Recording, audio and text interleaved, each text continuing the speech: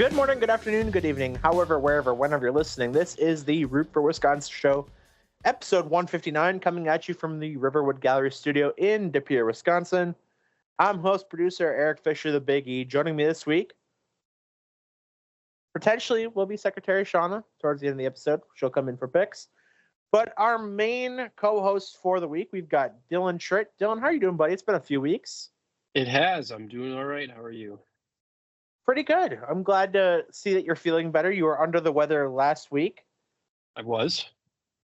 When we recorded last Wednesday, so welcome back. What's been going on lately? I took a vacation with the better half out to Massachusetts to see her family, and came back, got sick. Was gone for 12 days, and then came back and had to miss more work. So yeah, it's been great. Just catching up and getting back into the swing of things. Well, welcome back. So before we get too far along here, Dylan, do want to talk about our partners over at Rage and Pro Wrestling, RPW. 2 events coming up. Friday, November 1st, Saturday, November 2nd. Friday, November 1st at the Big Apple in Manitowoc. RPW Destiny 4. One of the main event matches that night will be Mr. Anderson, formerly known as Mr. Kennedy, taking on Zilla Fatu. A dream match 15 years in the making. So you're going to want to be there for that one. Cannot express that enough. Also, the very next night, also at Big Apple Pub and Grill in Manitowoc, RPW Envision 3. Back-to-back nights of wrestling. Tickets are available at rpwprowrestling.com, as well as Look Sharp in the Fox River Mall down in Appleton. Get your tickets now while you can. They are going fast. And you're not going to want to miss either show. It is going to be a blast out there in Manitowoc. Cannot wait to be in the building. Probably for both nights. I have not confirmed that with Secretary Shauna yet, but I believe in some capacity I will be there both nights. The rotation of people that we have coming with us is to be determined, but you are not going to want to miss that. Tickets, like I said, available at rpwprowrestling.com and Look Sharp in the Fox River Mall. Look Sharp, located right next to Target out in Appleton. So, again, be sure to get your tickets for those 2 nights. Tickets are still available and start as low as $10. Without further ado, Dylan, let's get into our sports and Wisconsin news talk for the week. We talk about what we had rooted for in the past week. And Dylan, you've been gone for a couple weeks now, so I will let you start this.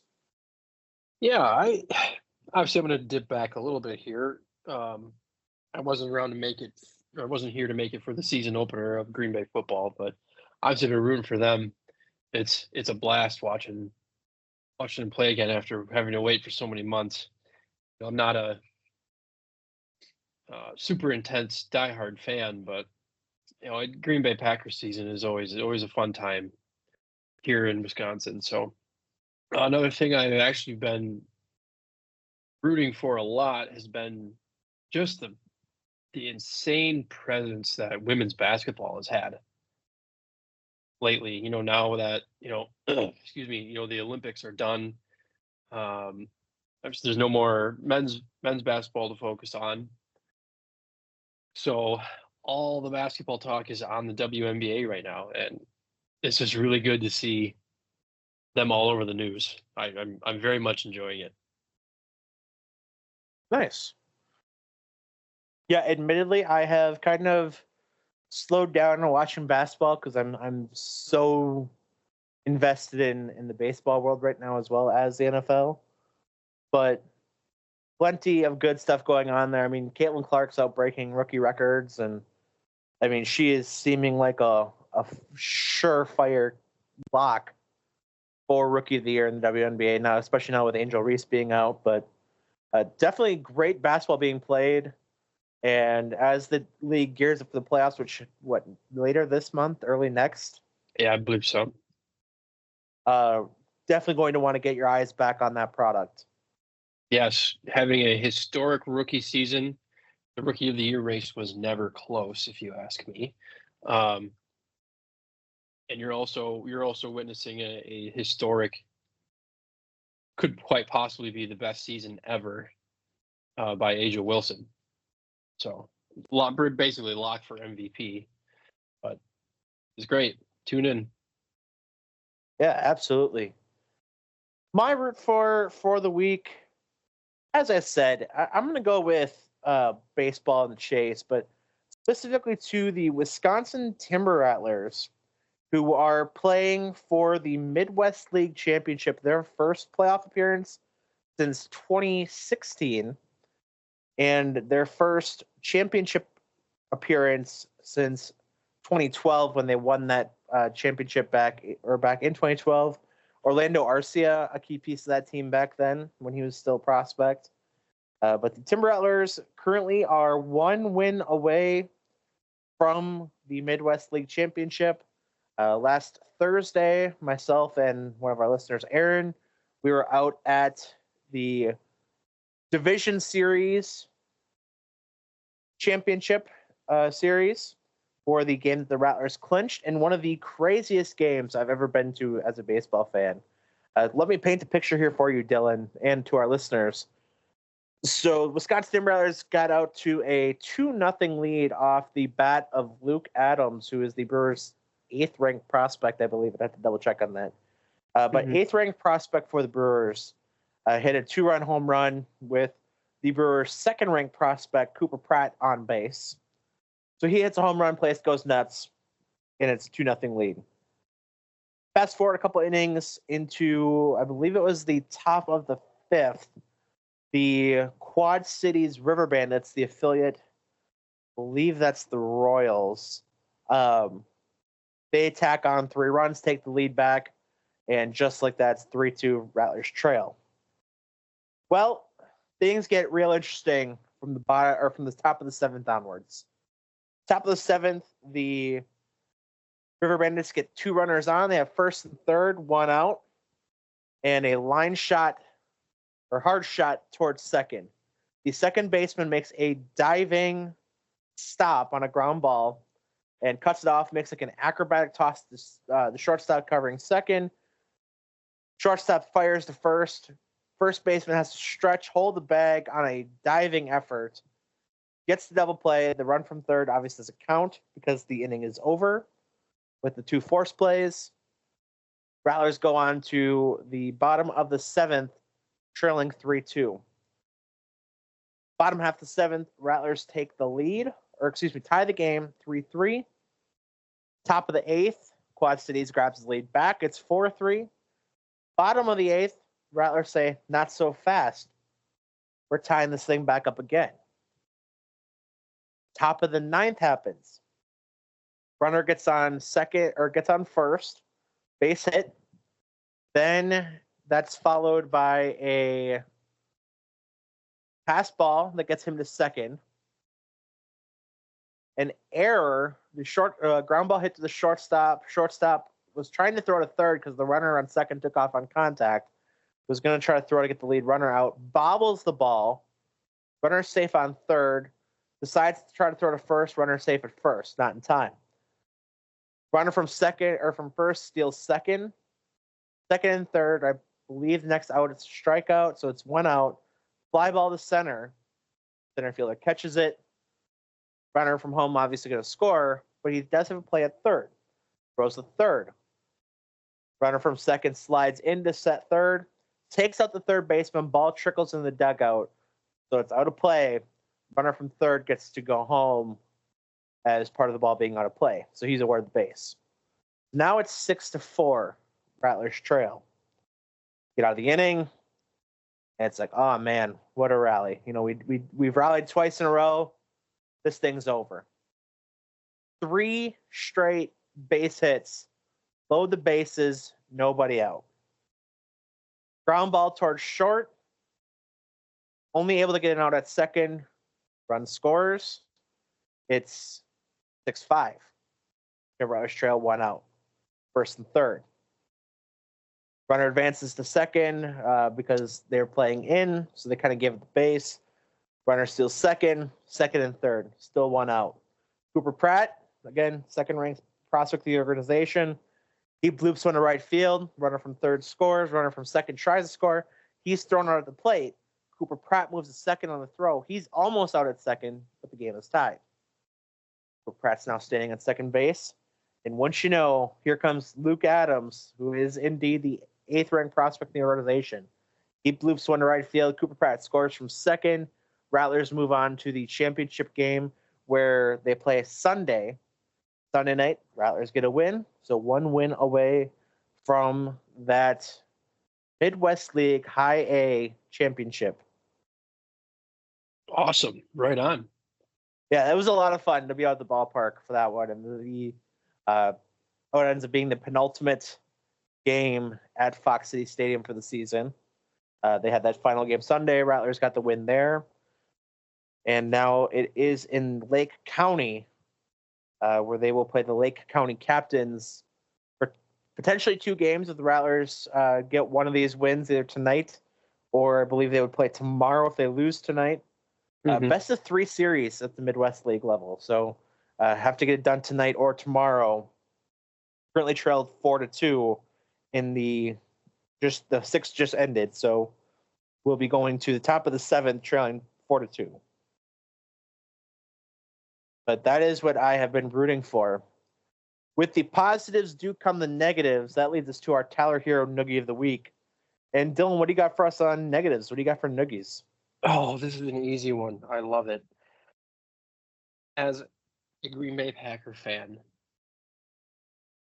nothing in this world makes me as happy as when the Dallas Cowboys get their asses kicked.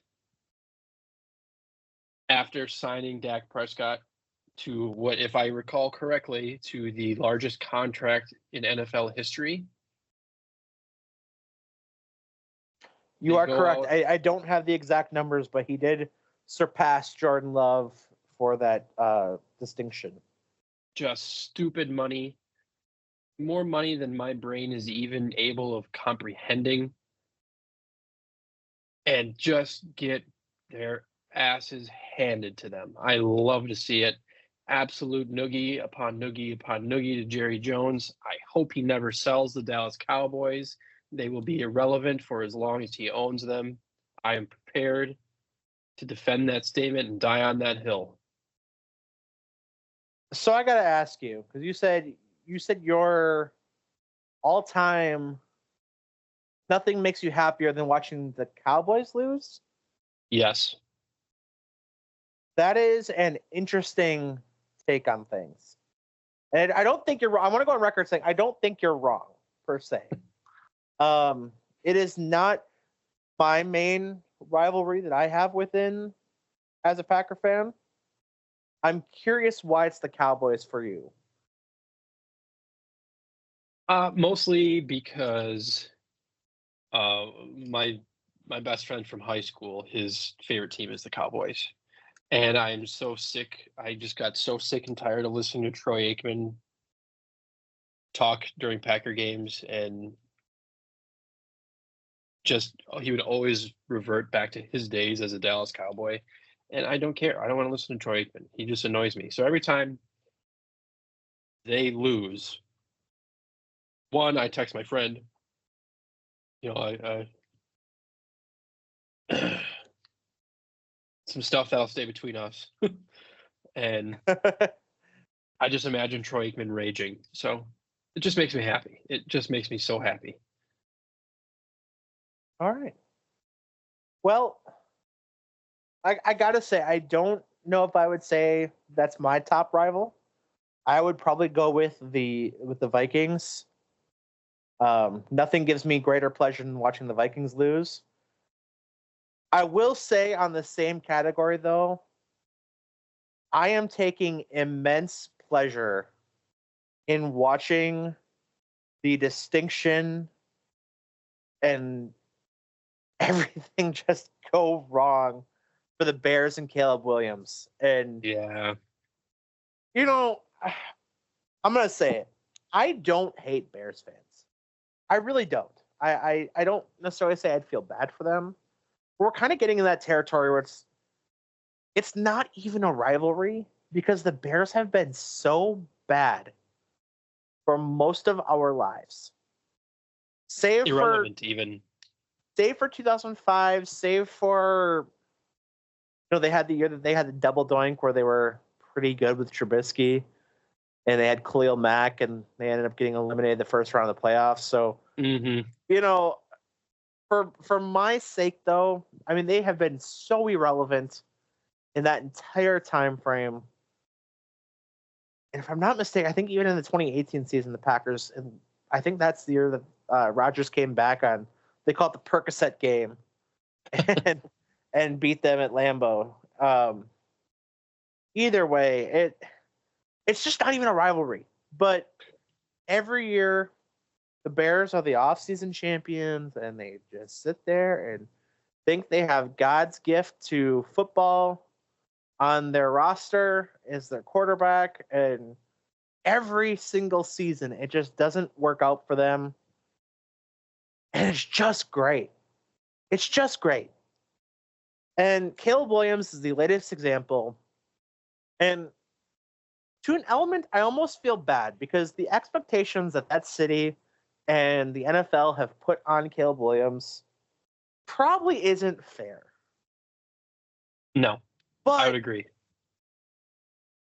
It's because he wasn't that good in college. He had some big throws. He had some big moments. He had a hell of a junior season. His first year at USC where he won the Heisman, he was phenomenal as a prospect. And I get that, he plays, he's one of 22, not counting special teams. So really it's like one of, I don't know, probably 27. You count in some of your blockers, your long snapper, your kicker, punter, of guys who are playing significant, and you throw in your role player receivers too. But let's even just conservatively say one of 35.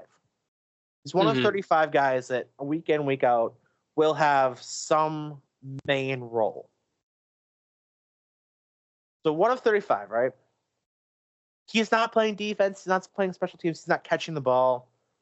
He's limited to what everybody else does around him when it comes to record, when it comes to getting into a bowl game, when it comes into potentially making the college football championship at that time in the playoff, where it was only 4 teams. Limited, right? But there was some cracks that started to show even that junior year. Flash forward to last year, not counting their bowl game because he didn't play in the bowl game. USC loses 5 of their last 6 with him as quarterback down the stretch of that regular season. And I got to watch a couple of these games, and Ramsey, who's one of the founders of the show, big Caleb Williams guy. And there was one night, I remember we were watching an October game, we were at a bar, and yeah, he was making some big throws, but just nothing about it seemed special. They just seemed so outgunned. And I didn't get the appeal then. And as we go on, I don't see it. I've watched both Bear games because they've been on TV because they don't play at the same time as the Packers do. This week they were on Sunday Night Football for the whole world to see. Dude was 22 of 37 for 130 some odd yards, I think. Got sacked 6 times, which that is a big deal. That's not necessarily always a him problem. He was, he was releasing the ball. I believe he was 2.58 seconds, which is incredibly fast for snap to drop back to throwing time. Was pressured. I think he had 40 some odd dropbacks and was pressured on 36 of them. So the offensive line definitely isn't helping him by any means.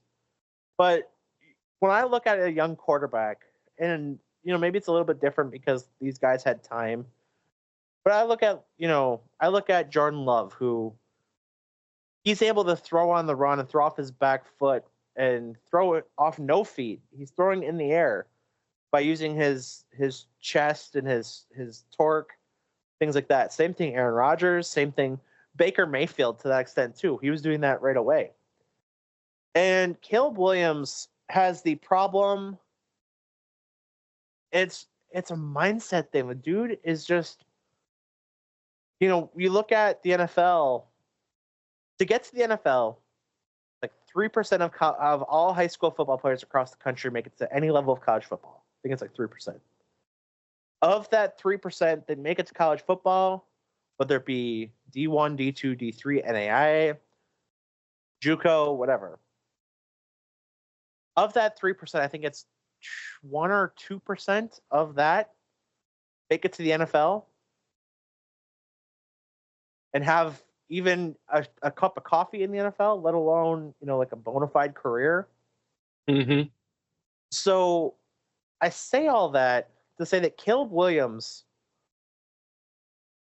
he's been good enough to get there, but he's also been the best athlete probably that's ever been at his high school. He's been one of the best athletes that's ever gone to USC. Probably, I would argue probably not the best, but one of the best. Big OJ. No, I'm kidding. Not going to go there. But, you look at like Reggie Bush, Carson Palmer, Matt Leinart, guys that were there when we were growing up, and he's probably in that same category in terms of just college career. Mm-hmm. And then you look at, he gets to the NFL, and he's not the biggest, baddest dude there.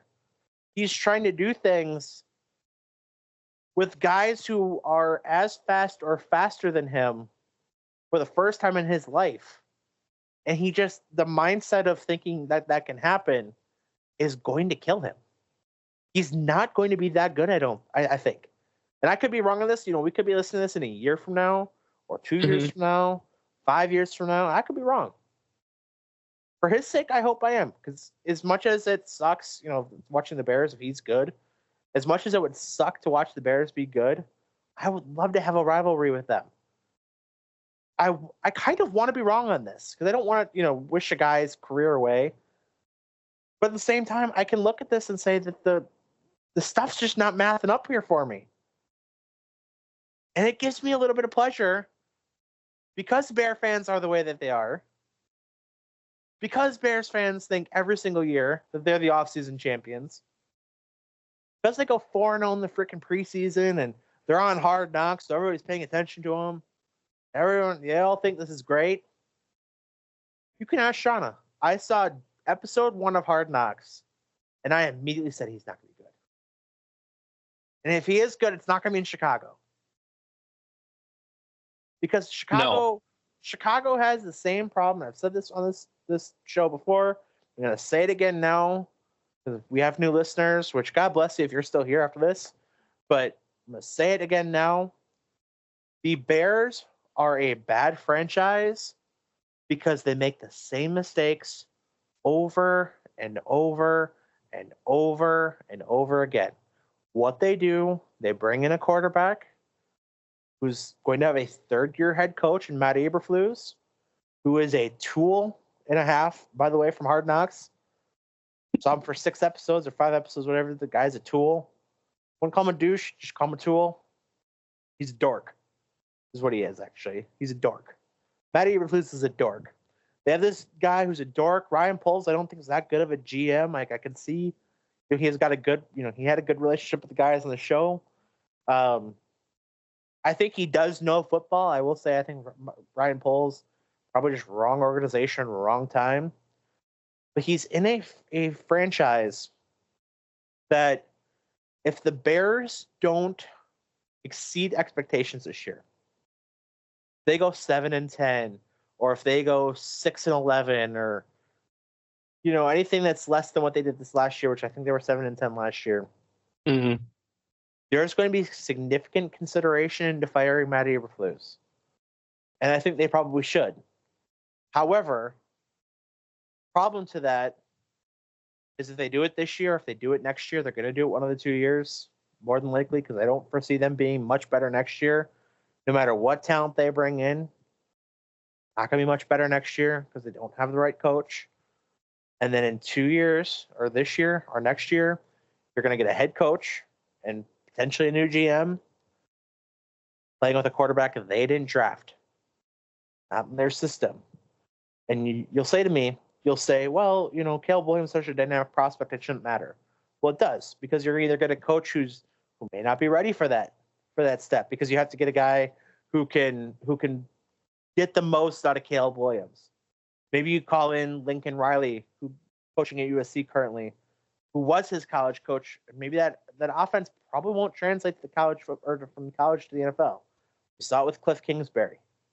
Didn't work out with the Cardinals. Same thing's going to repeat itself in 2 years. This year, next year, whatever it is. You're bringing this coach. Let's just say it's Lincoln Riley. Whoever. They're going to have 2 years with Caleb Williams. They're going to try.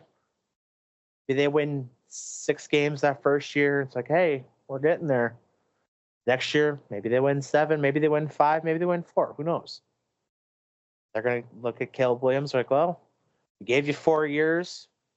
Could use that 5th year option. It's going to cost us a lot of money. You can decline the 5th year. Best of luck to you. Are we going to decline that 5th year after the 3rd year? He'll play that 4th year. He's going to go somewhere else and be a backup. Probably be a great backup. We saw it with Malik Willis this week. And we'll talk more about the Packers themselves a little bit later, but kind of the same thing. It repeats itself. And that's why bad franchises stay bad. To Malik Willis, just real quick on this, Malik Willis is in Green Bay, not because he's terrible, not because Tennessee didn't want him. Although that's probably part of it. But Tennessee did what you're supposed to do when you restart. Tennessee, they moved on from Vrabel last year. They moved on from Ryan Tannehill, who was their starter the last couple seasons. They said, hey, we're wiping the slate clean. Hired a new head coach. They brought in Will Levis, who had a very funny moment on Sunday as well. But they bring in Will Levis. They get rid of Malik Willis now. They have a brand new quarterback room. Brand new head coach, brand new GM. It all starts over. That's what you're supposed to do. And that's why Tennessee is going to be better than Chicago probably next year already. So that's my big noogie. I'll piggyback on yours. I also want to give a noogie to something we talked about before the show. This is just because of what we talked about before the show. Doug McDermott is still playing in the NBA. And that is... Maybe you're still mad about this. Yeah, I am. It just because it baffles me. Dylan and I were talking before the show about top all-time college career basketball players. And there was a list that had 25 best college basketball players. Lou Alcindor, a.k.a. Kareem Abdul-Jabbar, as he became to be known later, number 1. On this list from Clutch Points. 2 players from the 2000s onward. And it was Doug McDermott at 25 and Tyler Hansbrough at 10. 11. First of all, say what you will about Tyler Hansbrough. Had a great college career. I'll give him that. Doug McDermott wasn't the best college basketball player probably at any point during his career. He had 1 season where he was the John Wooden Award winner, so I guess that year he probably was. But you said he was a 3-time AP Player of the Year? No freaking chance. That's what the thing from Clutch Point said. I understand that, and that's what drives me insane.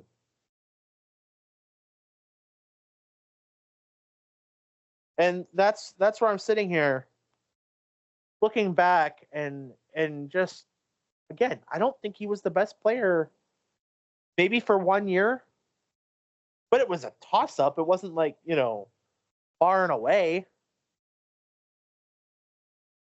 I just, and then, I kind of, we were talking about this, Dylan and I were talking about this because, we're both fired up about this.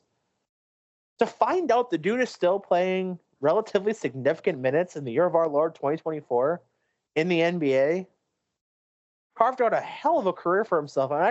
I'm kind of proud for him, but at the same time, I'm really mad about it. They did. I will interject here. The article was wrong. He won it once. He won it in the 2013-2014 season. I don't know why the article said he won. Was he an AP All-American? No, it said Player of the Year. Well, Clutch Points can suck my ass, is what I'm going to say about that. Yeah, concur. First of all, another noogie to them, by the way. That website was terrible. As I'm trying to read this article, when Dylan and I had our pre-show meeting, I'm all fired up about that too, because their site just rubbed me the wrong way. It didn't load properly in any capacity, and just was a pain in the ass to navigate. It always took you back to the top when you're in the middle of reading a paragraph. Big noogie at clutchpoints.com. Yeah, right here. First sentence of the last paragraph. Undoubtedly, the NCAA's most recent great. He is the first college basketball player in 29 years to be named AP Player of the Year 3 times. That's just objectively wrong. Yeah, I really got nothing here for him. Yeah, Clearly didn't fact check. He was a 3-time first team All-American. maybe that's what they meant. Either way, ass. Ass website, ass take. Ass all They got around. They got me all fired up. Honestly, I don't even think I'd be that fired up about Caleb Williams if it wasn't for Doug McDermott. So Bears fans, I'm sorry. Blame Dougie McBuckets. Blame Clutch Points. I'm still mad about this. Yeah, I don't blame Doug McDermott. I blame Clutch Points. I blame Doug McDermott too. We're throwing it all out. All right. All right. Wisconsin web story of the week. A couple of them here. First of all, Dylan, I gotta say I'm gonna go over this real quick. I don't want to focus on this. It's a terribly sad story, but the credit to the community of Two Rivers and their police department, they did officially announce that they had found, and I'm not going to go into the names because that's not what the show's about. But the body of a child has been missing since February was finally found and confirmed. The investigation continues. Again, very sad. Not going to go down that route. But it is significant in the state of Wisconsin. So I did want to make mention of it just super briefly now that it's been officially confirmed. I believe that was first reported out of Milwaukee and then confirmed over the weekend. So I did want to make mention of that. Very sad story all around. Yeah, very much. And we're not going to harp on that story. But again, just purely out of significance to Wisconsin, did feel that it needed to be mentioned. A couple other ones here, though. One, I'm not sure if you'd ever been to it, but Milwaukee has their Milwaukee Public Market. Green Bay is looking at adding theirs and want to have theirs it's under construction right now on Broadway. Looking to have it open and functioning by the NFL draft this coming spring. Dylan, have you ever gone to the Milwaukee Public Market? No, I have not. That kind of surprises me. I'm not going to lie to you. Yeah, surprising guy. But Milwaukee Public Market, just kind of like the Green Bay Public Market is set to be, will be selling more than 20 vendors selling things: meat, cheese, fish, different desserts, things like that. Kind of like a giant food truck festival from what I've kind of gathered, but there's specialty dining options, and especially coming to Green Bay. It needs to happen in the community, and then Broadway Inc. President CEO Brian Johnson said it's also a great tourism destination. They study public markets all across the world. There is one thing in common, that they draw a lot of visitors. Green Bay Public Market is expected to draw 1 million visitors each year once it opens next spring. Or that's at least a target. The article does go on to say that some supply chain issues are still creating challenges to get certain materials on time. If it is not finished by the NFL draft, they do talk about using the market in some capacity, such as pop-up markets or making use of the outdoor patio. So that is kind of the latest on that, but a really cool project, I think, that is being worked on in Green Bay to kind of continue making it, really building that up into, we all know the draft's coming, and a lot of this stuff is coming to the forefront because of the draft, but really taking all of the NFL attention that comes with being an NFL city and really making Green Bay into something considerably bigger than what it had been over the last, even as the NFL has kind of really boomed here this century and really this last, I don't know what, 15 years. Which, if we kind of use even right before the Packers Super Bowl in 2010, 2011, again, really has boomed since then. So, really cool thing coming to Green Bay that's not NFL specifically related, but is kind of cool. The only other one I really had this week was, and I'm not even sure if this is new or old, but there was another clip of this going around social media where a Wisconsin State trooper had his squad car attacked by a turkey. And this happened over the weekend, it came in last week, but really started going around. This is coming out of Grand Chute in Appleton area. A Wisconsin State Patrol trooper is getting roasted for his run-in with a turkey in Grand Chute. The trooper called into dispatch on September 4th where the bird was attacking his car. And they have the dash cam. If you go to, I have it on WHBY out of Manitowoc. But if you go to really most news sites, it's there in some capacity. The dash cam video as well as the dispatch call. The dispatch call goes for about 1:45. It's so funny. 333 Fond du Lac, 1045. 333, go ahead. I've got a turkey attacking my cruiser. 3301 to 333, please take video. 10-4, you have no fear. 333, what's the 20? I am on Evergreen at Hay Meadow and Grand Chute. Or do you need backup units? I don't know what they're going to do.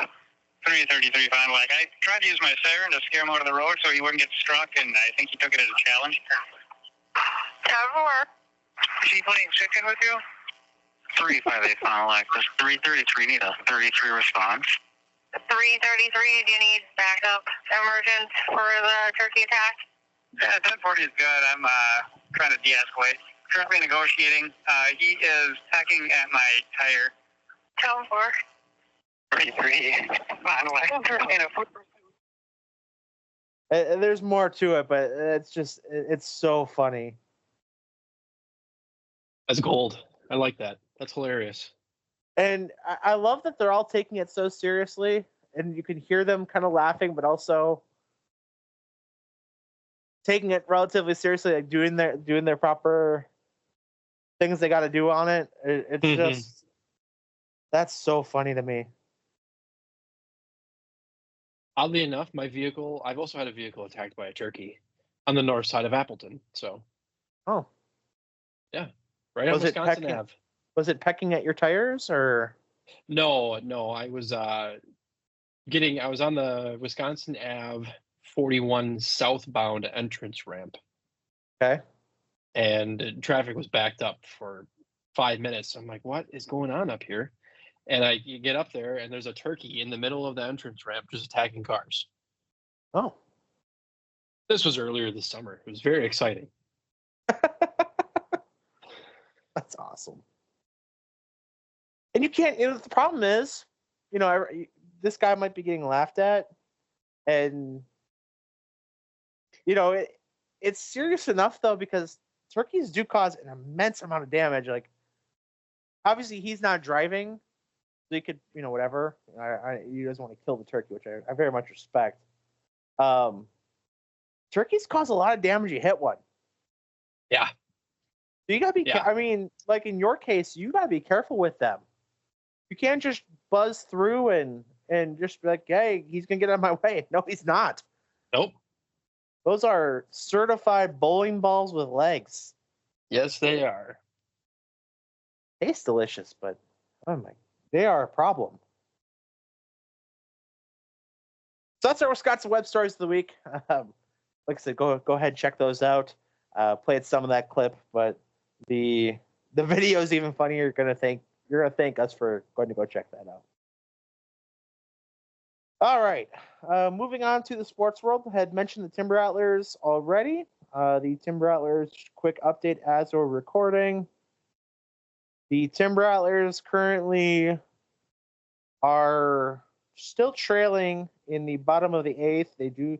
The Lake County Captains do have the bases loaded, potential to put that game to bed in the bottom of the eighth. Nobody out. Bases are juiced for the Rattlers, or for the Captains, excuse me. Rattlers on defense. So we will try to get a score before episode ends here. But as for the Milwaukee Brewers, their parent club, the Brewers have a magic number of 2, Dylan. They are knocking on the door of another NL Central Division title. Would be back-to-back seasons for them. And God, we've been so lucky. They had 2018, 2021, and 2023, 2024. So it'd be like their 4th since 2018. So the Cubs currently do trail the Athletics, and the Brewers just tied the ball game up with the Phillies.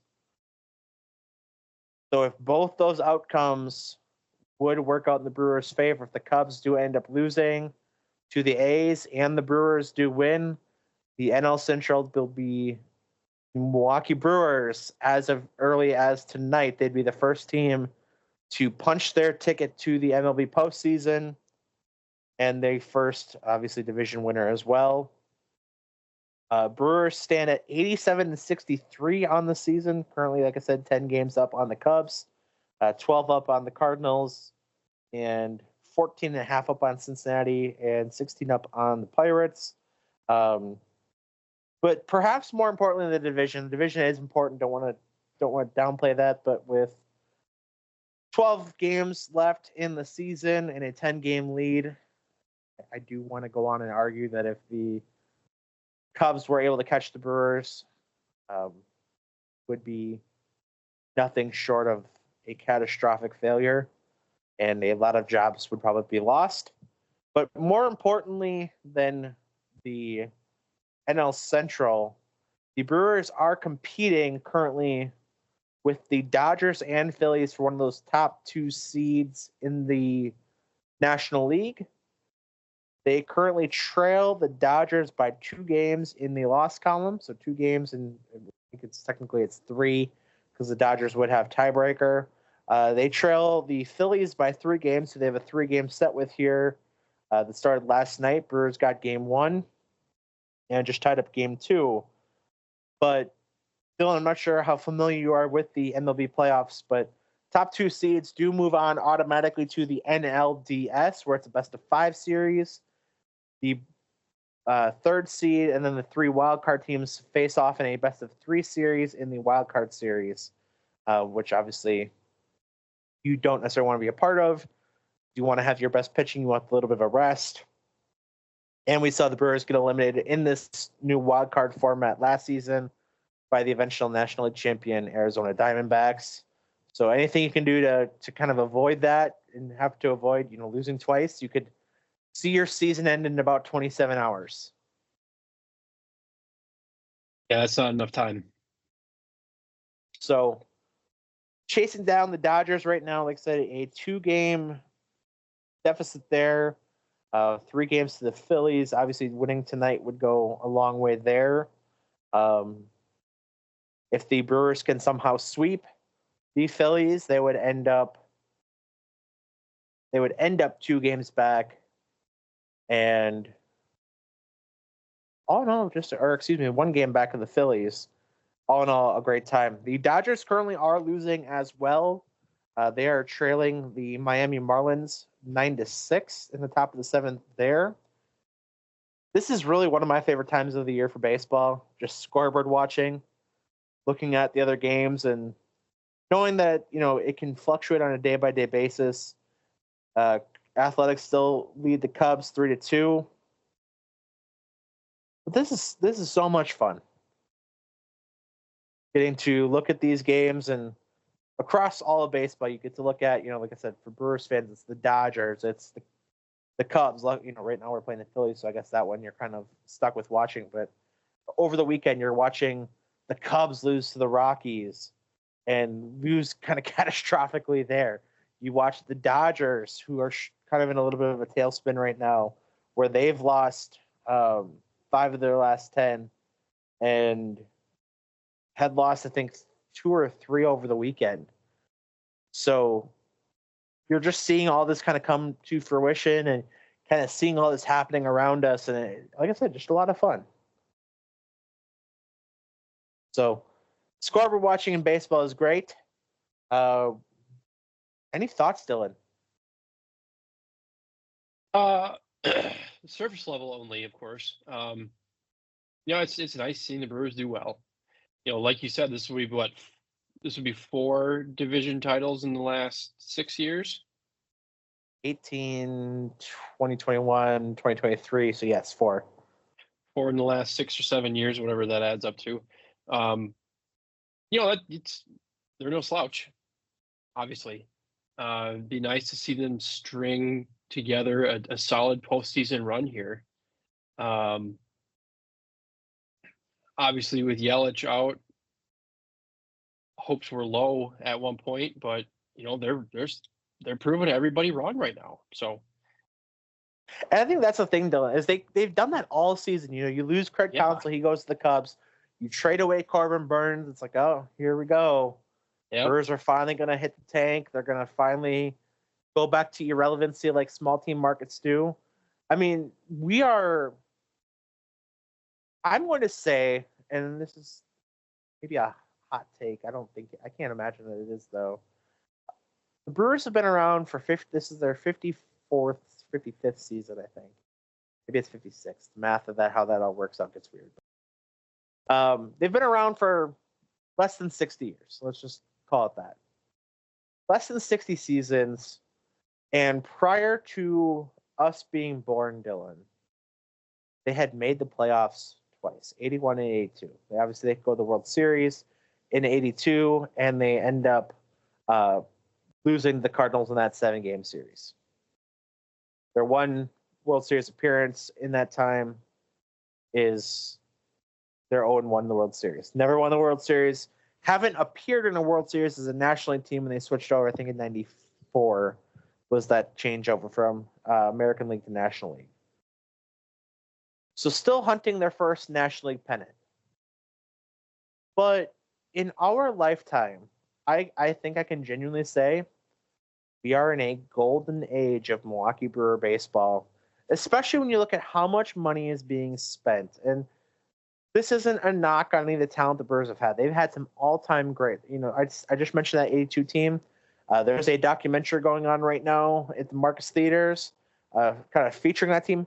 That team had 5 MLB Hall of Famers on it. When you look at it, was Fingers and Yount and Molitor. Obviously, I'm missing 2. I'm trying to think of. I think maybe Cecil Cooper. Totally missing another one. I can't pinpoint. I'm a terrible Brewer fan right now. But you had 5 Hall of Famers in that window, right? And just the fact that we can say that the Brewers have, since 2018, even 2017, if we really want to get into that, because they had such a great late season push there that really started the window of 18, because they go out and make the move for Christian Yelich, they make the move for Lorenzo Cain to really bolster the outfield, bolster the lineup, and kind of start all of this. So like I said, that really happens 2017. So if you look from 2017 here to 2024, the Brewers are doing all this really without, they might have one Hall of Famer. Christian Yelich is probably the closest. Josh Hader was here briefly as a pitcher, as a relief pitcher. Devin Williams is an incredible relief pitcher. Corbin Burns Probably too early to tell on him as well. But again, also very brief in his time here. So nothing really, in terms of all-time greats. I mean, Ryan Braun was, again, incredibly close as well. Obviously he is the PED. Speculation that's probably going to hurt any chance of him getting in the Hall of Fame, and I would argue he probably doesn't deserve it even with that. Again, my personal take on it, but like I said, I look at they're doing all this without that one certified guy, let alone 5. Lorenzo Cain, maybe. I mean, he didn't really have that Hall of Fame time here, but they're doing all that with significant pieces, or without one significant piece.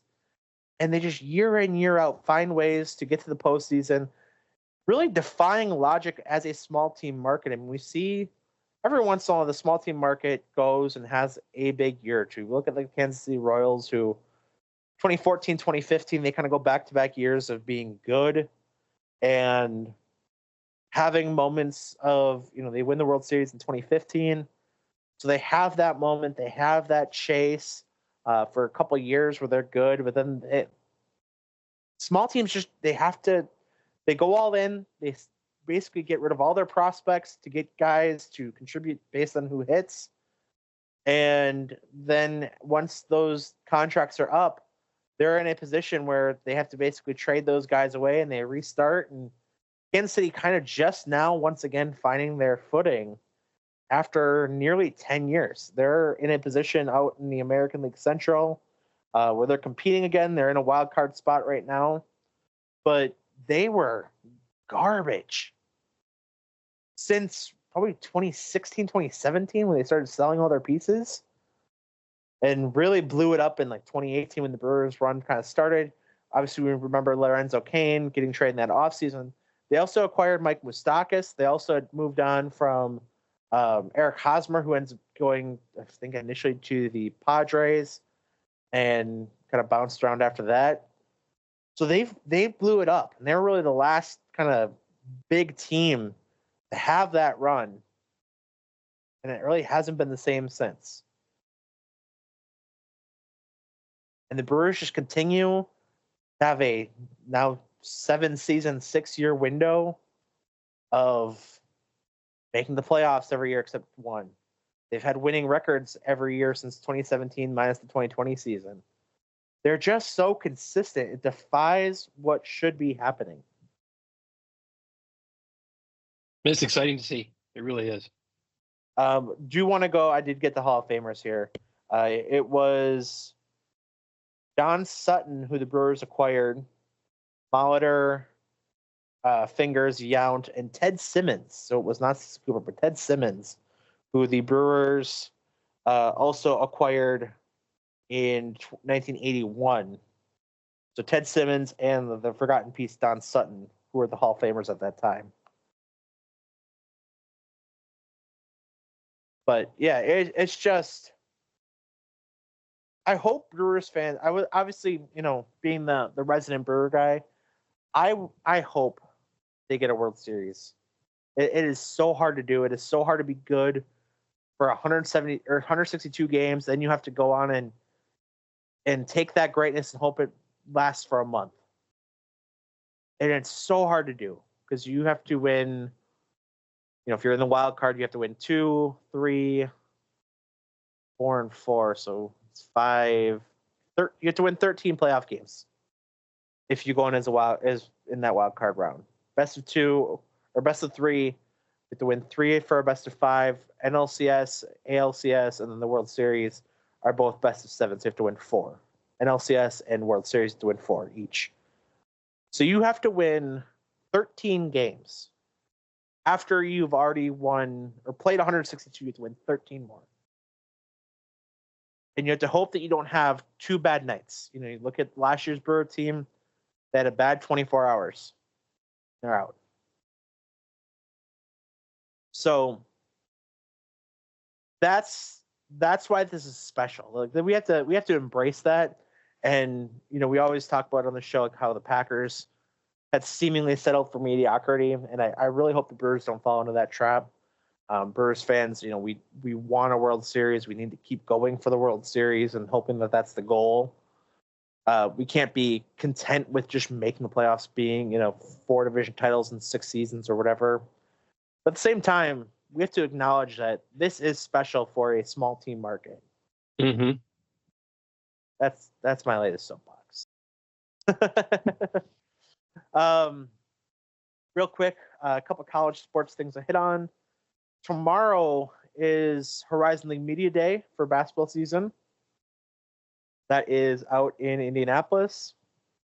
Press conferences will be on ESPN Plus for those who are subscribers. Coach Karius and Coach Gottlieb will both be out there. And I believe there will be some player appearances, but the league has not confirmed who. But college basketball season almost here. And college football. And the Badgers got killed this week. Oh, yeah, that hurt. I did not expect to talk about this week, at least in the capacity. When Sean and I talked about this last week, I knew the Badgers were going to lose. And quite frankly, I think we both thought that Bama would cover the 18 in the grand scheme of things. Yeah. And had this occurred the way, that him and I were kind of talking about it, I think I would have been fine with it in the big picture grand scheme. How the Badgers lost on Saturday pissed me off. And do we know what happens? And if there's a couple things. I'm going to ask first. Did you watch the game Saturday? No, I did not. Okay. So a couple things happened in this game. And again, like I said, I didn't have any intention about being mad about this as it was happening.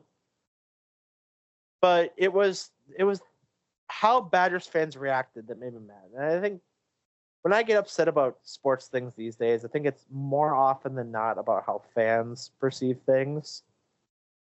And I guess I should probably say on the record, I don't think I'm some genius. I don't think I'm some expert. I'm just a fan as well. I get to talk into a microphone on radio sometimes. I get to talk on this podcast, and I get to do what a lot of people do. I get to tweet about things. And it just so happens that there are people who agree with me on things. We have some good discussions. I got my fair share of haters, which I do actually enjoy. So keep it up. But I say all this. So in the game Saturday, Dylan, second possession of the game, Badgers lose their starting quarterback, who Tyler Van Dyke, out for the season now, tore his ACL. Was he going to win the Heisman this year? No. Was he going to be the best quarterback in the Big Ten? No. But he was solid. And for what it's worth, I think he actually gave Wisconsin a chance to cover that 18. I don't know if they win without him or with him. I would imagine not. They did look probably better in their first 2 drives with him in than they had their previous 2 games. But I digress. What gets me, and again, I'm looking at this in a perspective of expectations for this university, what this program is currently. Going into halftime, the Badgers miss a field goal, and 2 plays later, Alabama ends up scoring, going down the length of the field, didn't use any timeouts. They got a guy go out of bounds, big gain, and then they put the ball in the end zone on a long pass play. 10-point swing. 10-point swing, but had the Badgers made the field goal, they get to kick deep. Their defense, they're riding the momentum. It's a 1-score game at that point. It's a 14-6 game had they made the field goal. Alabama pinned back, likely probably kneels it out, or maybe again, defense has to give up 80 yards as opposed to or even 75 yards because of how the touchbacks work. But safe to give up 75 yards as opposed to, I think it was 60. It ends up being 55 or 60. Have to look back and see exactly the Either yards, way, it's at least a whole nother set of downs. Right, and that's what gets me. As Bryce Harper just hit a 2-run home run. Brewers now trail 3-1, even though the Cubs are losing. The A's did extend their lead down in Chicago, but regardless, but yeah, that's what gets me though. So the Badgers had a chance to make that game close. Instead, at the time, Bama goes, they score, make it 21-3 instead of 14-6. And I mean, it really feels over at that point. And it just never really got closer. I mean, how that ends, 73 yards. So I guess it was pretty close. But I'm going to say with the kickoff, again, the defense kind of coming in a position of maybe confidence, momentum, having said, hey, we're scored here, instead of being, shit. We just didn't capitalize again. Bama comes out of the half, scores again, 28-3. Badgers do go on their best drive of the game. They score. It's 28-10, but again, it just feels over. They do force Alabama to punt on a 3-and-out, and they fumble right away. Bama scores 3 plays later. But what gets me, so it's not the effort. It's not, how the outcome of it happened. There's a spell of Badger fans who are delusional enough to think the Badgers had a chance in that game. I don't think they did. Maybe, again, we'll never know. But if Tyler Van Dyke doesn't get hurt, maybe they're a little bit more competitive because they did game plan to his strengths. Maybe if again, that 10 point swing happens, maybe things go a little bit differently. I don't know. I'm not going to harp on that, but there are people out there who are calling for Luke Fickell's job, and it's silly. It really is. I mean, you lose your starting quarterback in a game that you're an 18-point dog. Yeah, did the Badgers look overly impressive at any point in that game anyway? No. Do I think they're on Alabama's level? No. But I don't think that's the head coach's fault. I mean, Luke Fickell didn't fumble twice in plus territory for Alabama. Both running backs did. That's, again, I think Alabama scored on both those. That's a 14-point difference right there. They had 20 some odd yard field instead of a 60, 70 yard field. Mm-hmm. You didn't put your defense in position to succeed. Again, quarterback gets hurt. Your whole game plan offensively that you had going into it to capitalize on some of the things maybe you saw in film against Alabama, totally shot. You're stuck with a quarterback who, if I'm not mistaken, was actually a recruit of the previous group. I think Braden Locke was a Paul Chryst recruit. Second string quarterback, he obviously is better than these other guys they have in as backups. But regardless, a second string quarterback that you did not game plan with. And what I think bums me out the most is how quick Badger fans are to bitch about the state of the program. And I'm not expecting the average person. Groceries are what they are. We're all just trying to get by. But the Badgers don't have the NIL money and booster money that other programs do. But these donors and these boosters, they don't help out either, but they're the first ones to bitch. These alum who, I think Sojourn Shelton and Brian Calhoun and a number of other guys that we grew up watching who are incredibly successful in their professional lives doing what they're doing now. And I'm not saying they should fork over all their money. I don't want to go that route, but these guys are the first ones to bitch on Twitter and whatever. And, if you're, I'll be the first one to say I'm not donating money to Madison or even to Green Bay for that matter. I'd be more likely to donate to Green Bay than I would to be to Madison. But I'm not sitting here donating money to either university. But I'm also not, bitching about NIL money. If you're going to sit here and bitch about boosters and NIL money, and you're not, does $50 or $25 go, a long way? Probably not. But something. And I think where Badger fans specifically kind of lose me and where I lose my sympathy for them, if you're going to sit here and bitch, you're going to sit here and bitch, you're going to sit here and bitch, and not do anything about it, not really hold, fundraising events and really anything to make it better, why would I feel compelled to feel bad? I mean, it's really a catch-22.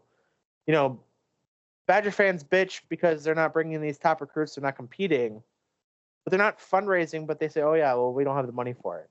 Then do something about it. To the Phoenix credit, UW Green Bay, they have their Phoenix Steak Fry, they have the golf outing, they have the Phoenix Fund and the I can't remember what the name of the NIL collective they have is as well. But they have numerous things that build into one, right? And that's where, and you're not coming to a mid-major to get rich. You're coming to a mid-major to get to the school to get rich. And that's going to be the reality of college basketball and to an extent college football. But if Wisconsin isn't careful, and what I fear could happen, Wisconsin got, for this Alabama game, and it's partially because Alabama's coming to town, but Wisconsin is in a position where they're still able to capitalize on jump around. They're still able to capitalize on being in an immaculate college city. Madison's a great college city. It's fun. Going to a Badger game is an incredible experience. Either as a student or as a adult fan. I've been on both sides of it. It's an incredible experience. But if they're not careful and they don't put their best foot forward to winning and committing to win, the novelty of Madison, Wisconsin may wear off. And soon you're not going to be getting the big noon kickoff game against Alabama. You're not going to be getting that on over-the-air television for free for every household in America. It's going to be gone. And you can say to me right now, the Badgers have hockey, the Badgers have volleyball. They're thriving in these sports. So it's not a Wisconsin problem. It's an administration problem. It's a coaching problem. Whatever you want to say on that, it doesn't matter to me. If you have the program like Wisconsin, you want to have a standard of winning in your money making sports. And this is not a knock on volleyball or hockey or whatever. But men's basketball, women's basketball, and football are your big three. And women's basketball is very new into that conversation. The Caitlin Clark, Paige Beckers, Angel Reese, Cameron Brink experience really boosted that up. But competing for hockey titles, competing for volleyball titles isn't going to cut it long term. And what I fear could happen, I mean, we're seeing conferences realign every single year. We just saw the Pac-12 get gutted. And they're trying to build up and get new teams in.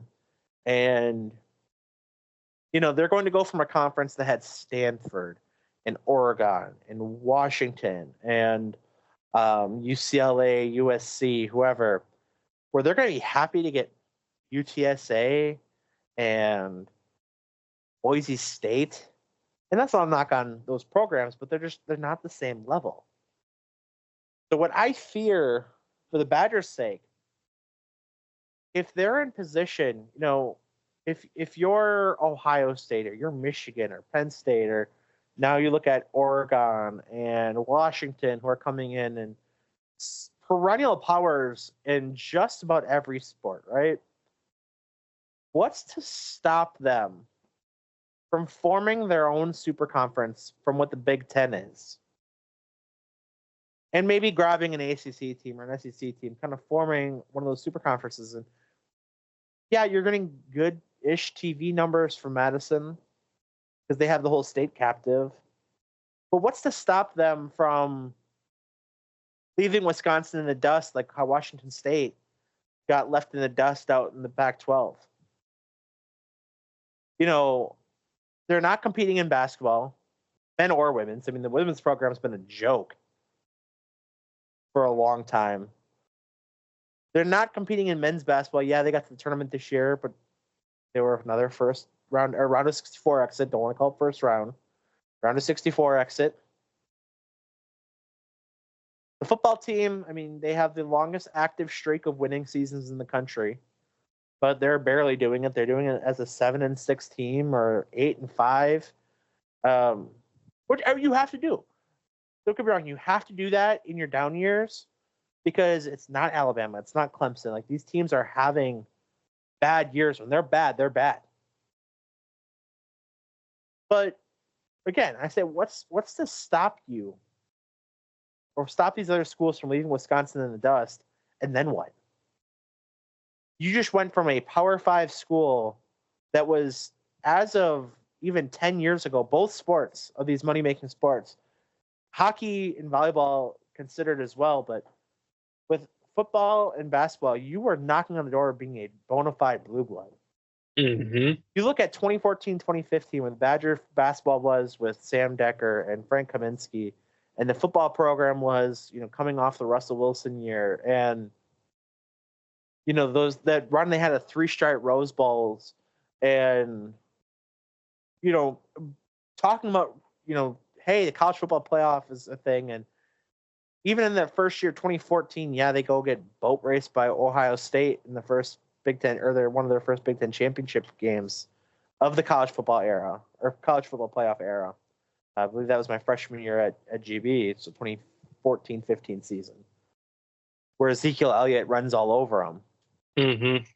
But you're talking about a program that was on the door of being a blue blood, and since then has gone backwards in both those sports. Yeah, they still remain great in women's hockey.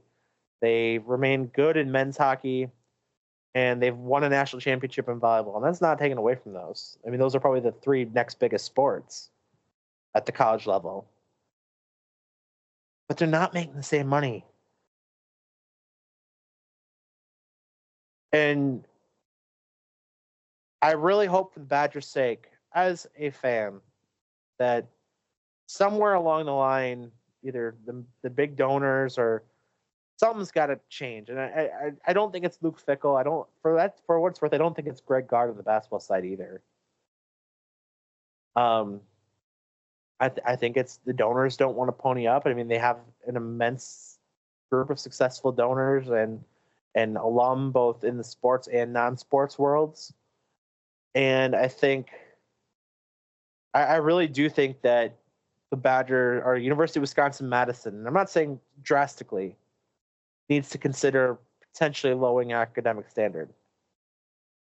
And not drastically, not, I don't need Diamond Stone, who can't spell his own first name, getting into Madison. Don't need that. I'm not saying to do that. What I am going to say is, if you have a guy, I don't know what the academic standard is, but I can't imagine that, it's that fluid, because, I mean, if you have a talented enough high school athlete, anybody can take a 4.0. Right? Like, it's not, I'm not condoning that either. I want kids to be set up for success. Right. But it's not hard for a high school to give a kid a 4.0. So I got to imagine, like, standardized testing and all that kind of gets into it too. I don't know what the Madison ACT, SAT standard is, or what the combination of, like, hey, it's this and this, or this GPA and this score or whatever. I don't want to even begin to know how that all works. But you're telling me there's a guy who can run a 4.340, who can spell his own name, and maybe he had a 22 or 23 as opposed to like a 28 on the ACT. Maybe we let that guy in.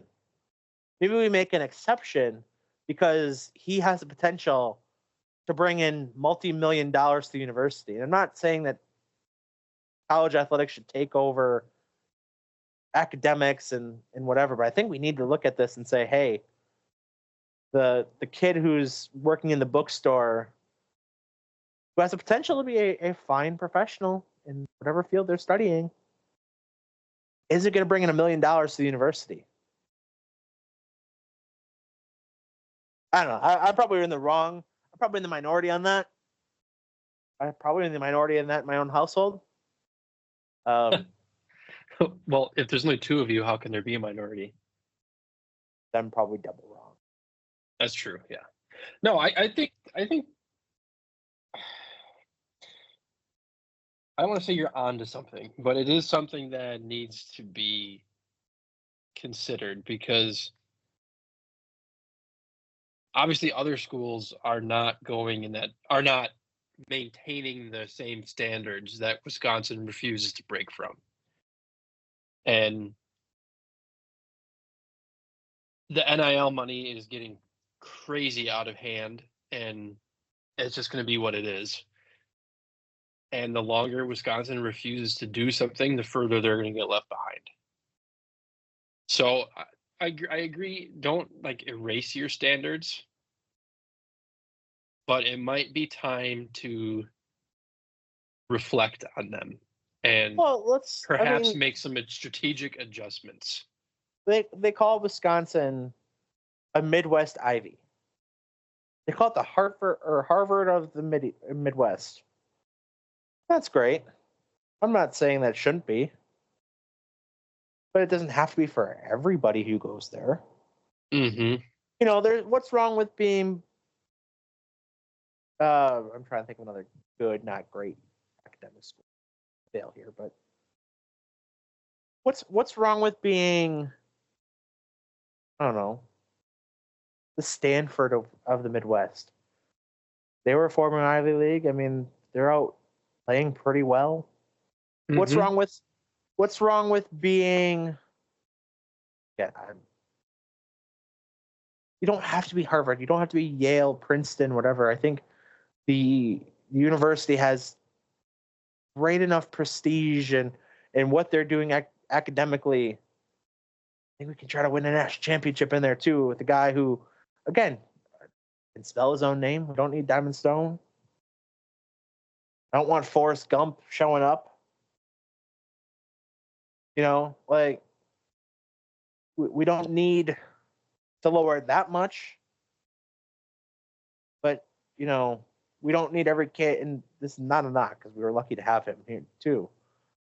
But Braylon Allen was pretty damn smart. He's working with Neil deGrasse Tyson in his free time and having, he's a super duper smart dude. Like he's studying astrology and stuff. We don't need every running back to be that. Give me a guy who wants to go into, I don't know. I don't really want to offend anybody, but I'll use my own major. Give me a guy who wants to be on TV. Give me a comm major who can run a 4.240 or a 4.340 and can pick apart our defense like it's a chessboard. We don't need everybody to be astrophysicists or lawyers or whatever. We need to win. And those other guys are great. Guys and gals are great too. But I saw this today too. Wisconsin had their early enrollment numbers, and Madison and Green Bay and most schools around the state did have small increases in enrollment this year. Maybe we'll have just a couple extra guys in. We don't have to lower the standard in terms of everybody, but maybe we'll let a couple more in. I don't think anyone's going to be hurting about the fact that we let 70 other dudes in. Just to lace up and play football. Yeah. They still got to go to class. They still got to pass their classes. But if they can catch 2 tuds on Saturdays, even better. Extra credit. Damn. All right. Well, on that note, Like, I didn't expect to talk about this long with Badgers either, but this is not a good week. I'm just pissed off at everybody right now. You really are. You're just an angry man. Want to know what makes me not angry though, Dylan? Packers got to win in week 2. They moved to 1-1 in the season, took down the Colts. And Dylan, did you watch the Packer game this weekend? I did. I actually got to sit down and watch the entire game, start to finish. So I'm going to ask you, because I've talked a lot this episode. So again, to our listeners, sticking by, your thoughts. I thought it was a great game all around. Extremely well coached by Matt LaFleur. It was obvious they had a game plan and they stuck to it. With the exception of that part of the second half there where they forgot how to contain Jonathan Taylor. The defense played great. Really, Willis, what can you say about him? I mean, he could not have been better. He could not have done anything more than what was asked of him.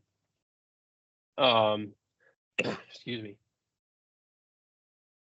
It was just an all-around great team effort, great team win. Great to see. Yeah, so I'll have this out tomorrow. My latest on FanSided for Lombardi Ave. I took a look. So one thing I've kind of enjoyed doing, and I started doing this last year when I wasn't writing for anybody, but I think it's kind of nice to rewatch a game to really, when you're watching it in the moment, you can kind of lost in being a fan and kind of sucked into the immediate, hot takes and everything that kind of comes with that. Mm-hmm. And I've started rewatching games. I'll DVR them. I'll take a day or two in between, and then I'll come back and rewatch. Today I rewatched this last weekend's game, and you hit a couple things on that. First of all, I think this was Matt LaFleur's best coached game. Yeah, as a play caller, great. as a scheme, and I'll say this too. He told media last week that Malik Willis doesn't need to know 100% of the playbook. He just needs to know 100% of the game plan. Mm-hmm. Exactly. And it's not like this guy has never picked up a football. I mean, you have tape on him. You have guys who've watched tape on him for 3 years or 2 years as a pro. Coming into the season, you have tape on him from college. You have access to all that. You have guys whose job that is to continue to break him down, right? You can kind of get that in for your game plan. You look at your pro scouts and say, hey, what does this guy do well? How do we make a game plan around him for the, 60, 70 snaps you have offensively? And every level was damn near perfect. I mean, Matt LaFleur was in his bag. They had motion and play design. They had just the right amount of not even trickery, but just misdirection, counters, and a couple jet sweeps to see what the defense was giving. They had the read option going a little bit more just to see even a play in which Josh Myers puked on the ball. And yeah, Malik Willis didn't end up throwing it like he was supposed to. He tucked and ran for 6 yards. They ended up punting. But even a play that the center literally pukes on the ball ends up being relatively successful. I mean, it didn't convert the down and distance that you're looking for, but it was so good in that capacity that it was a 6-yard gain. And the defense, Jeff Hafley, he got a lot of shit after the Philadelphia game, and not entirely unjustified. There's going to be a learning curve when it comes from going from a college football head coach with a defensive kind of scheme and mindset to having been a defensive coordinator for one season back in 2019, then having just been a position coach as a DB coach before that. But the dude has not called a defense by himself or even, I guess he was a co-defensive coordinator at Ohio State, but the dude has not called a defense in any capacity in 5 years. There is going to be a certain learning curve, and that was at the college level. The defensive effort we saw this week, and I think the game plan to really limit Anthony Richardson as a whole. I mean, he didn't do anything through the air basically, and he really didn't do much with his legs. He was 4 carries, 37 yards, which is quite a bit. Averages that comes out to just over 9 a carry, but it's a very skewed 9. And 21 of it came on the final possession where they're trying to go down the field. Defense is playing prevent. So 21 of the 37, so it's really 3 of 16. I'll live with that if Anthony Richardson only has 3 for 16. Yeah, I agree. Jonathan Taylor, like you said, he did go look at the box score, but he did go 12 for 103, 8.6 average. Don't love that. Not overly concerned by that, though. On a one-game basis, where given how the game flow was going, and you mentioned the second half where he really ran wild. I don't have the first half, second half breakdown of those stats, but I can say that in rewatching it, just on the eye test alone, the one thing he kind of had, mentioned is it never was more than a 2-score game. But for the majority of the second half, Indianapolis was desperate. And they're throwing the ball around. And the way you scheme that up, I think half is schemed up just about as perfectly as you can, where they really didn't, they didn't allow much over the air either. I mean, Richardson, 17 of 34, 204 yards, the 3 interceptions. So he didn't really bite you that way either. So you're kind of playing more for the pass. They run underneath, great. The one touchdown the Colts scored did come on that second last drive. The touchdown, I believe, was a passing touchdown. Yeah, it was a 4-yard passing touchdown. Majority of that drive was, I mean, it was a pretty even split drive between running and passing. Looking at it now, but the one number and the thing that really stuck out to me, and I didn't look at this number until after I watched the game over again. The Eagles for the game, or excuse me, the Colts for that game were 2 of 9 on third down. And Dylan, if I told you that the Eagles did not convert a third down until under 3 minutes left in the fourth quarter, what would your takeaway have been on that? I would have said, good job, defense.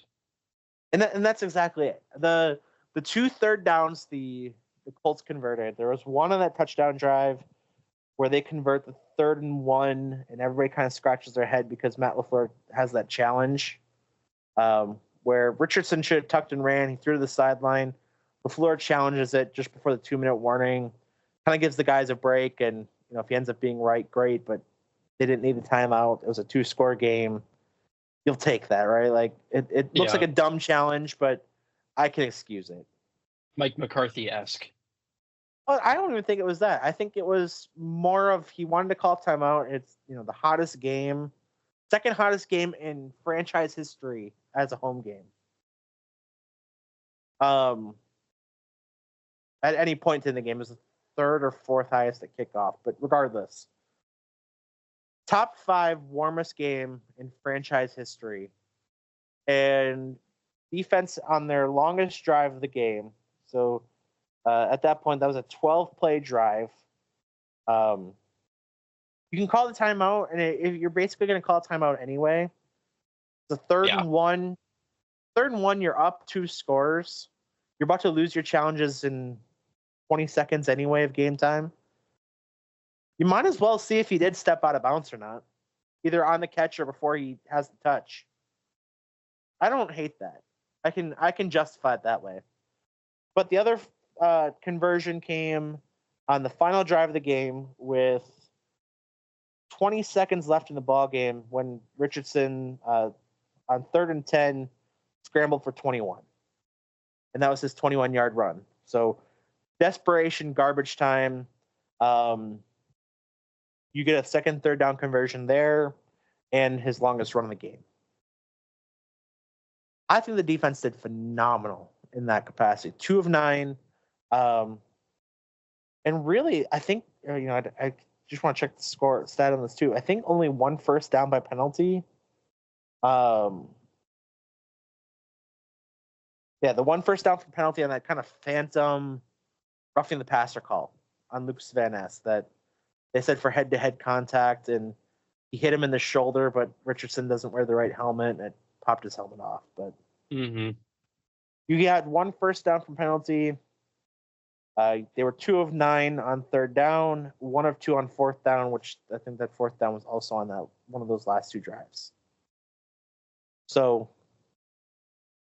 compared to what Green Bay had done in years past, I think that's an incredible step up. And I'll also say defensively, just scheming. I don't know if I've asked you this or not. No, I asked Sean this last week. If you had to guess, top of your head, how many interceptions the Packers have as a team last year? Defensively. 7. Was 7. Have I asked you that before? No, I just happened to read that stat. Okay. I know where you're going, so 7 interceptions. By the time the season ended, they had 5 interceptions on the roster because they traded Rasul Douglas. He had 2. Through 2 games, they have 5 already. Through 2 games, Xavier McKinney has tied any single player from last season. He has 2 already. That is such a step up when you're forcing turnovers and getting off the field either on 3rd down or after an interception. There's so many people on this defense that had big moments. The biggest, if I had to give a game ball, if I was the one giving game balls, right? Eric Wilson, the linebacker, would 100% have gotten the game ball for me. And Eric Wilson, kind of the forgotten about linebacker in the group. I mean, he most known last year for being the captain when Jair Alexander went out on the field in Carolina on Christmas Day, Christmas Eve. That was his most known thing, is he was the elected captain for the defense and special teams. And Jair went out with them. Wasn't supposed to. Other than that, on the field, he had a fumble recovery on the long kickoff return Keyshawn Nixon had in the playoff game. He's the one who fell on the ball after it popped out. Eric Wilson this week had 2 standout moments that entirely swung parts of that game. And they were both late in the game and both incredibly huge moments. So the first one happens late in the early in the 4th quarter, where first play of the 4th quarter, it's 3rd and 1, Green Bay 28-yard line. And Anthony Richardson, they try to run the college-style speed option. And Eric Wilson comes off the edge and plays it so perfectly, where he comes up, he contains Anthony Richardson, forces him to pitch.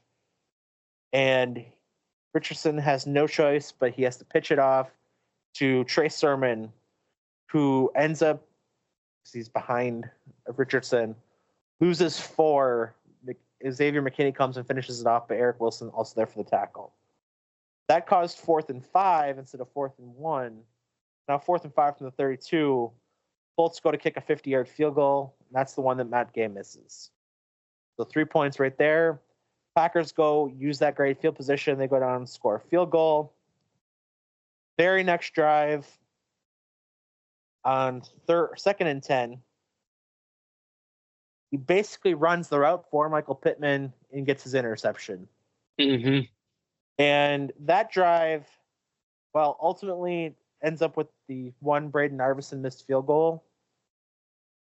Took off 6 minutes of game time. Packers took over at 10:19, and the Colts did not get the ball back until 4:10 left in the 4th quarter.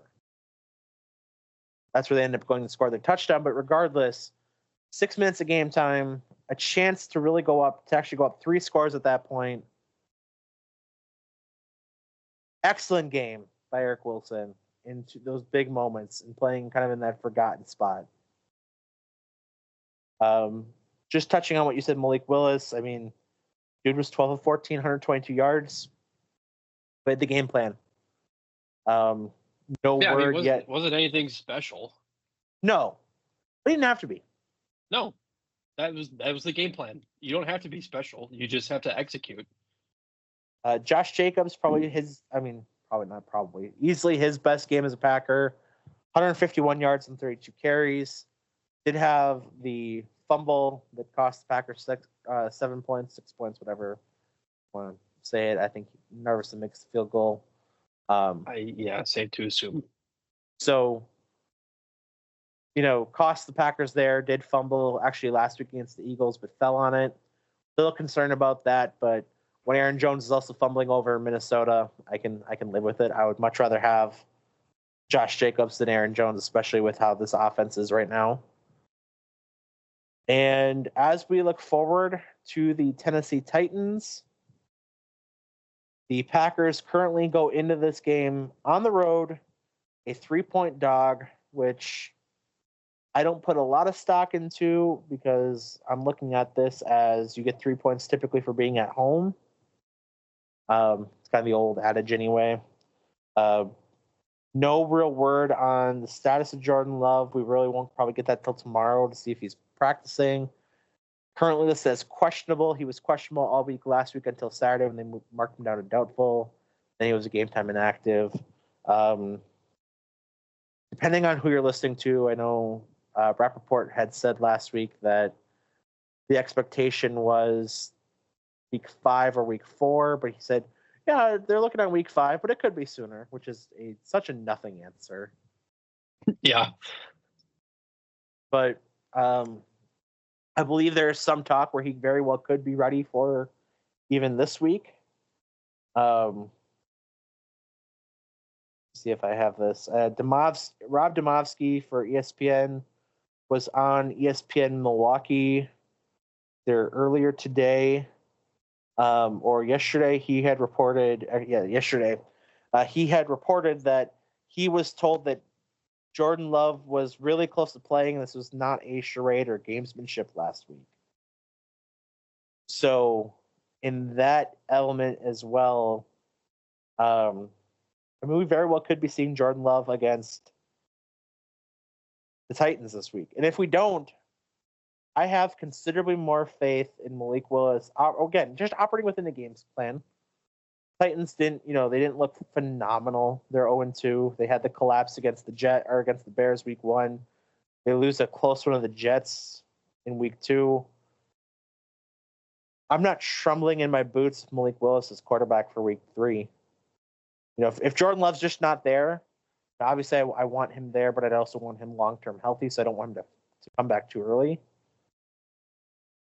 But if he's not there, I'm not panicking. No, not at all. And I think we have every reason to be confident in him.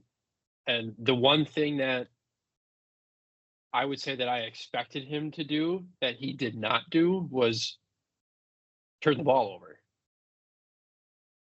Our one turnover was our starting running back. And that, sometimes shit just happens. But he didn't make any stupid throws. Granted, they didn't really let him throw a whole lot, but when they did, he made the right throws. 100%. I could not say that. I was just about to say he made the right reads when he had to. Yeah. So, as long as he keeps on that path, play conservatively, open it up when you have the right reads. Don't try to force anything. He's Jordan Love is in no rush to get back. Well, I don't want to say that. They don't. He doesn't have to be. Right. You don't have to go. You're 95% ready. Let's get you back so we can, make sure we're winning games. So we're hitting the playoffs. I think that mentality or that ship has sailed. We can let Malik Willis do his thing with confidence now. So that got to be a huge breath of sigh of relief, rather, for anyone rooting for the green and gold. Yeah, absolutely. Well, Dylan, without further ado, we want to go through a couple things here. One, the Root for Wisconsin League, quick. Kind of a lot of upsets this week in the league. Root for Wisconsin Fantasy Football League, Ramsey takes me down by 0.36 points. That son of a bitch. Sean takes down Team Ledubec, the Lambeau Chef, 138.78 to 107.9. Tyson takes down Justin, a whomping 181.24 to 108.4. Oof. Secretary Shauna moves to 2-0. She's 151 to 78 over Jordan Fifield, 103.3. Dave Muller takes down Jordan Fields, 110.76 to 81.12. And our last game, Mark Fisher, 115.12 to 99.14 by Team Tornator. So the standings are wide open. Our week 3 matchups, we have myself, Commish Fish versus Lambeau Chef, Tyson, the Uhala versus Ramsey, only Ram 5. Justin takes on Sean, Team Doll versus Cut My Life into Pieces. Jordan Fifield versus Jordan Fields, Battle of the Jordans, Tribal Chief versus Kittles and Bits. Kickin' Butker versus Easy Breezy Beautiful, Team Tornator versus Built Ford Tough and Dave Muller. Another battle of Ohio out there. And then our picks for the week, Dylan. I know you had not been on for the first 2 weeks of picks, but do you want to go through our picks for this week, for the games this week? I don't know if you had been listening in your time off, but we are no longer going against the spread, which kind of bums me out if I'm being honest, but it's just easier to pick straight up and keep track that way. Fair enough. I was convinced otherwise. I am one I like spread personally, but I should say it's your show. You should be able to do whatever you want to do.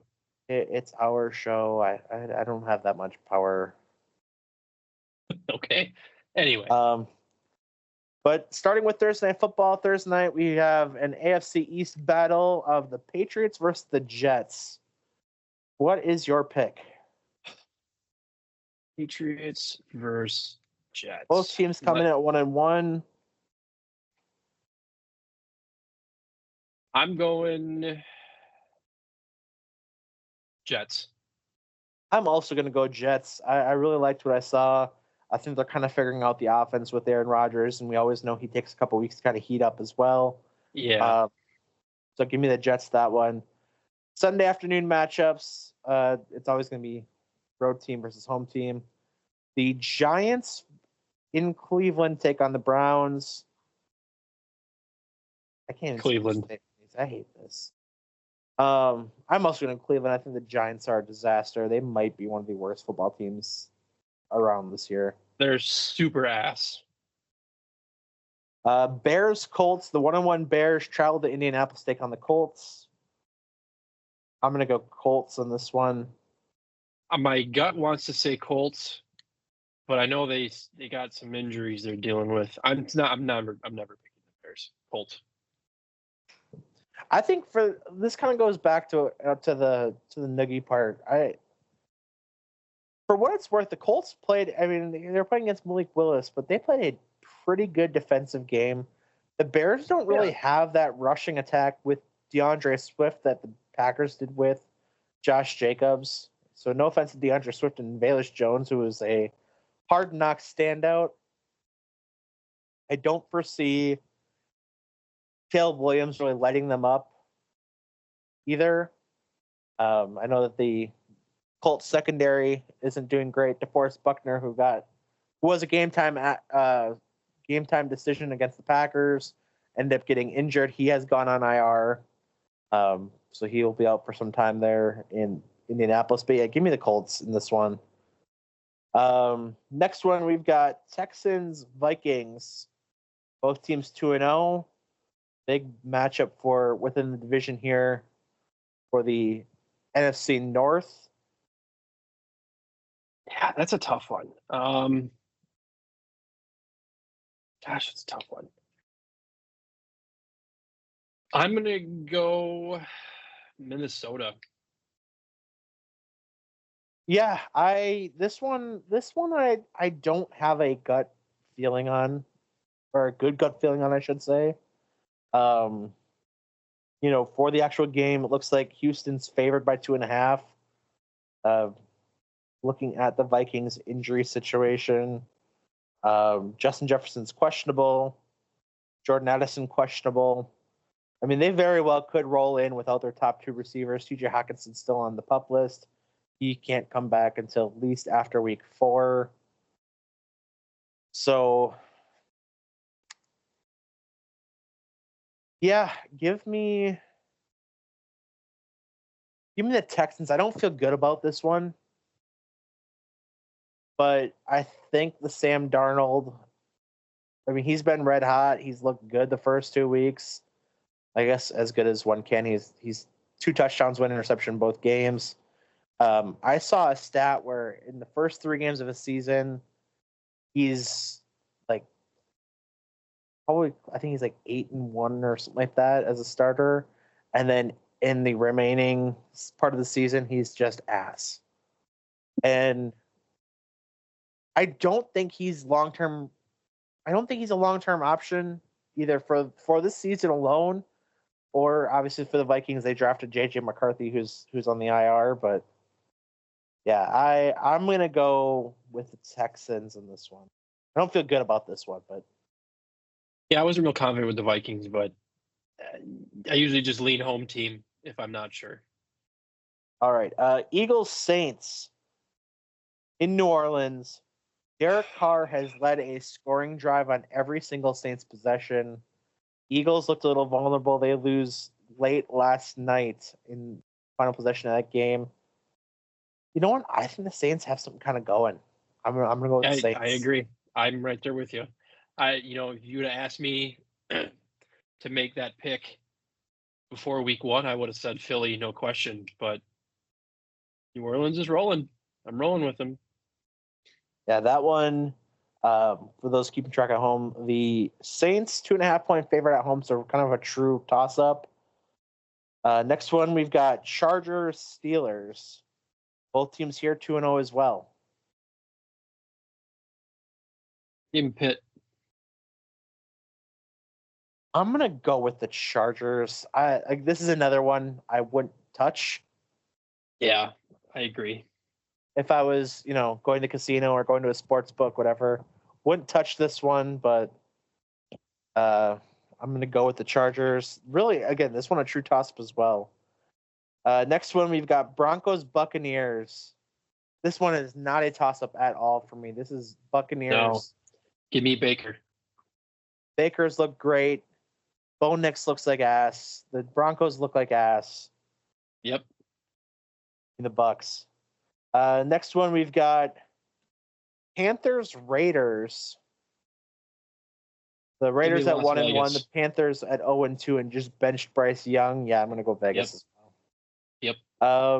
Dolphins at Seahawks. Tua is on the injured reserve now.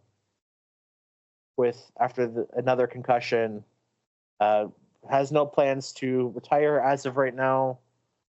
It'll be Skylar. I believe Skylar Thompson is the now starting quarterback of the Dolphins. Give me Seattle. I'm also going Seattle.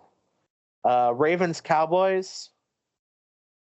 Ravens 0-2 to just about everybody's surprise.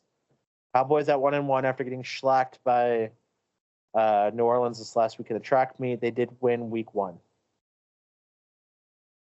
On one hand, you got Baltimore, who's 0-2. Probably could come out with a vengeance. But on the other hand, you have Dallas, who just got embarrassed on national television, could do the same thing. Give me Baltimore. I'm also going Baltimore. I think they are, I don't want to call them desperate, but they're getting the desperate territory. They're a 1-point favorite on the road. But I think this is one of those where they're going to come out, basically open everything up, and they cannot afford to fall to 0-3. Next one here, we've got 49ers Rams. The Rams are basically without any receiver who's ever mattered. And the Niners are without Christian McCaffrey, and it sounds like we'll be out without Deebo Samuel as well this week. But I think the Niners will still get this one done. I concur. We've got Lions Cardinals. I'm going to go the Cardinals. I think they figured something out this last week. And I think the Lions might be a bit of, I don't want to call them pretenders this year, but they haven't looked good these first two games. They've lost this week to Baker, and Baker and the Bucks play a very similar style to the Cardinals. Kyler Murray might be a little bit more polished than Baker. Probably a toss-up, but I'm also going to take Arizona. We've got Sunday Night Football, Chiefs, Falcons. This one is, Atlanta's riding hot. That game's in Atlanta. Yeah. But I'm going Kansas City. Yeah, give me the refs. Chiefs. All right, doubleheader Monday night. We've got Jags, Bills. I'm going to go with the Bills. As am I. And then Commanders, Bengals.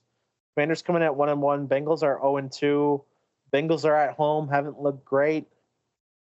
I'm going to say the Bengals are also going to be in that kind of that desperate territory and need to win. Yes, I'm also going to take the Bengals. All right, and then last one, save the best for last. Packers, Titans. Packers on the road. Don't know who the quarterback's going to be. Not just to be the homer, but I don't think it matters. Give me the Packers this week. I agree. Go Pack, go. All right. Well, that is the majority of our show. We just wrap up with our Ticket Smarter Ticket of the Week and what we are rooting for. Ticket Smarter Ticket of the Week. Gonna go with, oh goodness, what should we go with here, Dylan? We're gonna go Extreme and Living Color concert at the Epic Event Center. Tickets as low as $47.45 for general admission for the Epic. Great venue. Use code Roots10 for $10 off of every order. Code ROOTS number 10 Roots10 gets you $10 off your order. Dylan, what are you rooting for this week? Easy one. We got Packers football. We got Badgers football looking to bounce back after getting embarrassed. Badgers are on a bye week this week, by the way. Oh, never mind. I lied. I'm not rooting for the Badgers then. They can't Packers lose football. This week, though. That's the positive. Yeah, they that's cannot true, lose. Yes. Nope. Continue watching this uprising of women's basketball. Love to see it.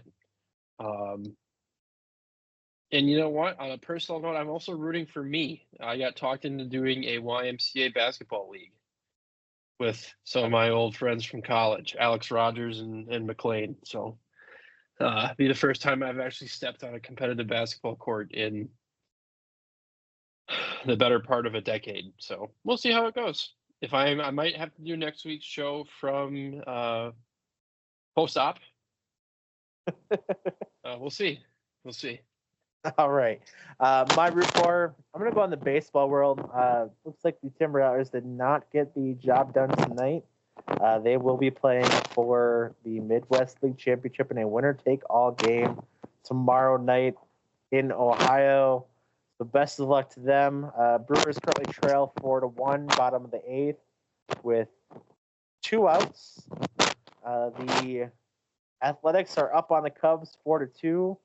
So if the A's can pull that one off, all the Brewers need is a win or a Cubs loss if the A's win tonight. Otherwise, if the Cubs can come back in that one, which they do have the tying run at the plate, if the Cubs would come back in that game and win, it still would be the same situation: a Brewer win or Cubs loss.